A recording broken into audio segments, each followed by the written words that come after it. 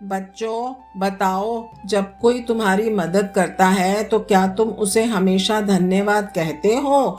आचार्य देवो भव। अपने गुरु का सम्मान ऐसे करो जैसे ईश्वर का करते हो। आओ सुनते हैं गुरु द्रोणाचार्य और हस्तिनापुर के राजकुमारों के समय की एक कहानी, जिससे हम सीखेंगे आभार का उड़ता हुआ सबक। वह एक उजली हल्की हवा वाली सुबह थी। गुरुजी एक बड़े पेड़ के नीचे खड़े थे। अर्जुन, भीम, नकुल, सहदेव, युधिष्ठिर और दुर्योधन सब वहीं थे, बातें करते हंसते हुए। लेकिन आज तीर कमान का अभ्यास नहीं था।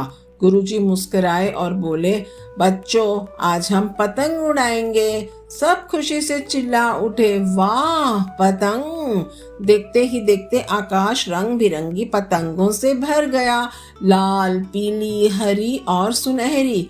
राजकुमार मैदान में दौड़ रहे थे, आंखों में उत्साह की चमक थी। गुरुजी मुस्कुरा रहे थे, अपने शिष्यों को खेल के माध्यम से संतुलन, धैर्य और एकाग्रता सीखते देख। भीम की पतंग मजबूत थी पर थोड़ी भारी, बार बार नीचे गिर जाती थी। नकुल और सहदेव की पतंगें आपस में उलझ गईं। दोनों हंसते हुए उन्हें सुलझाने लगे।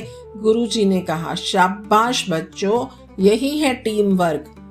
अर्जुन की पतंग सबसे ऊंचाई पर उड़ रही थी, शांत, स्थिर और आत्मविश्वास से भरी।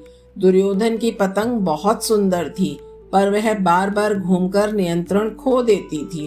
गुरु द्रोणाचार्य ने ध्यान दिया और दुर्योधन के पास गए। उन्होंने प्यार से दिखाया डोर कैसे पकड़नी है, हवा को कैसे महसूस करना है और धैर्य से पतंग को कैसे दिशा देनी है। कुछ ही देर में दुर्योधन की पतंग भी अर्जुन की पतंग के साथ सुंदरता से उड़ने लगी। गुरुजी के चेहरे पर गर्व की मुस्कान आई, पर दुर्योधन उत्साह में खोया हुआ अपने गुरु को धन्यवाद देना ही भूल गया।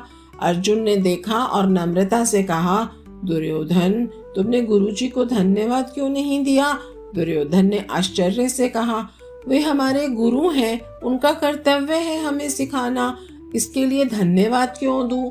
अर्जुन मुस्कुराया और बोला, दुर्योधन, जब हम अपने गुरु को धन्यवाद कहते हैं तो हमारा हृदय खुलता है। केवल विनम्र हृदय ही सच्चा ज्ञान प्राप्त कर सकता है। दुर्योधन कुछ देर चुप रहा, फिर बोला, आज मैं समझा, असली जीत तब नहीं होती जब तुम्हारी पतंग सबसे ऊंची उड़ती है, बल्कि जब तुम्हारा हृदय ऊंचा उड़ता है।